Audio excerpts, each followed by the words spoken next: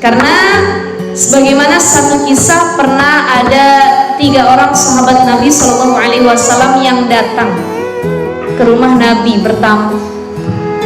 Nanya para sahabat ini sama Aisyah radhiyallahu taala anha, "Wahai Aisyah, bagaimana ibadahnya Nabi Shallallahu Alaihi Wasallam?" Maka Aisyah menjawab, Nabi itu sampai kakinya bengkak kalau sholat malam ibadah. Akhirnya mereka memahami, para sahabat itu, oh kita nih siapa ya?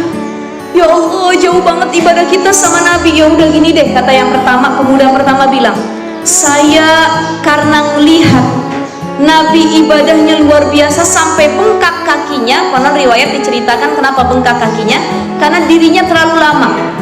Jadi aliran darah itu naik ya ke atas, maka kaki bengkak. Kita juga sering begitu bengkak ya Bu. Ada yang asam urat, ada yang rematik dan lain sebagainya gitu ya. Nabi itu gara-gara sholat malam. Ditanya sama Aisyah, wahai Nabi Shallallahu Alaihi Wasallam, kenapa engkau sampai segitunya sholat malam? Apa kata Nabi? Afala uhibbu an akuna abdan syakur. Aku nih bukan berlebihan ibadah wahai Aisyah, tapi ibadah aku seperti ini seolah-olah bentuk syukurku kepada Allah. Ibu bayangin gak ibu? Nabi itu udah dijamin gak masuk surga? Udah dijamin belum? Kita udah dijamin apa belum? Udah ada jaminan? Belum. Tapi kita ibadahnya kayak Nabi nggak? Enggak. Bahkan jauh panggang dari api ya, jauh banget ya ibu-ibu, ya beda sekali. Nabi itu udah dijamin masuk surga, tapi masih ibadah sampai kakinya bengkak. Apa beliau bilang? Karena ini bentuk syukurku kepada Allah. Itu katanya. Maka ibu-ibu sekalian yang dimuliakan Allah Subhanahu wa taala, 3 pemuda ini ngerenung begini. Ya Allah, Nabi kok ibadahnya luar biasa. Ya udah deh, kata pemuda pertama bilang, aku akan sholat terus. Aku akan bangun terus sholat malam, gak mau tidur aku sama sekali semalaman. Kata pemuda yang kedua, asumu wala uftir. Aku akan puasa terus tiap hari, gak akan aku buka sama sekali.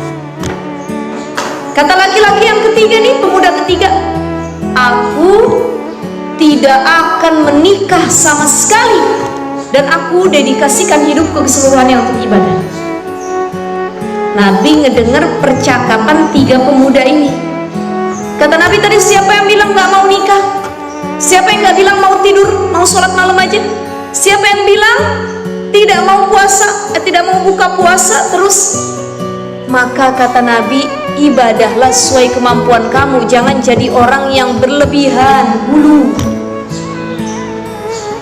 Ini nanti ada ya hadisnya dibahas di sini. Maka kata Nabi, nikah itu an-nikahu sunnati.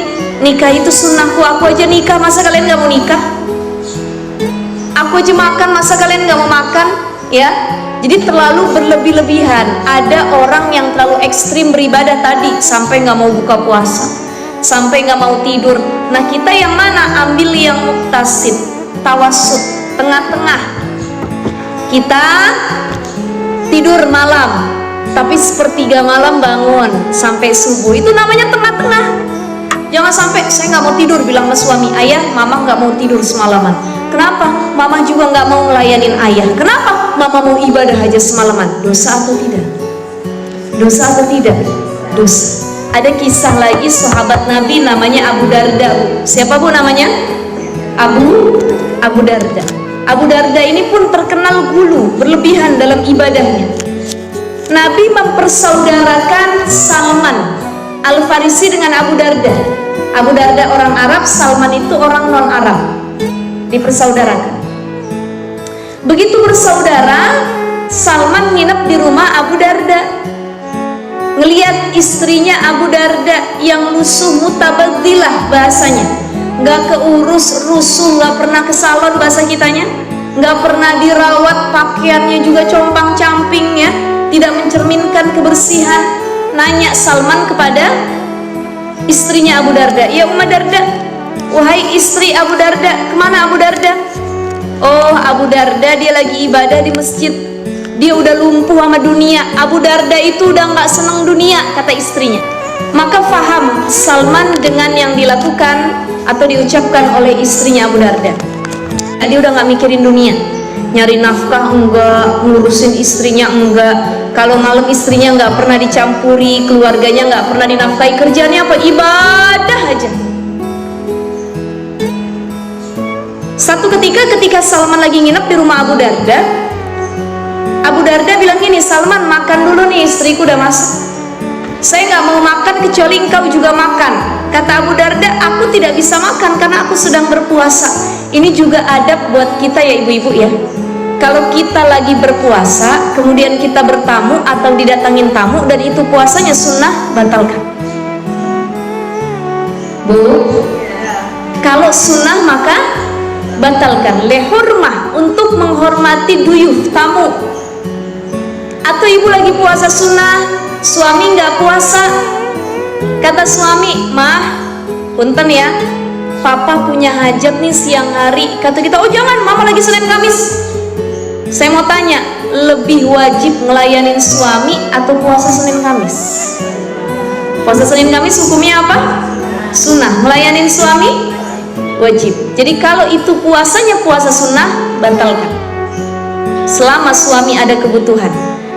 Karena taat sama suami lebih wajib daripada melaksanakan puasa sunnah. Jadi ada sahabat Nabi atau fulanah tadi yang dia berlebihan dalam ibadah, karena kata Nabi, semampunya kamu saja dalam beribadah kepada Allah Subhanahu wa ta'ala, gitu ya.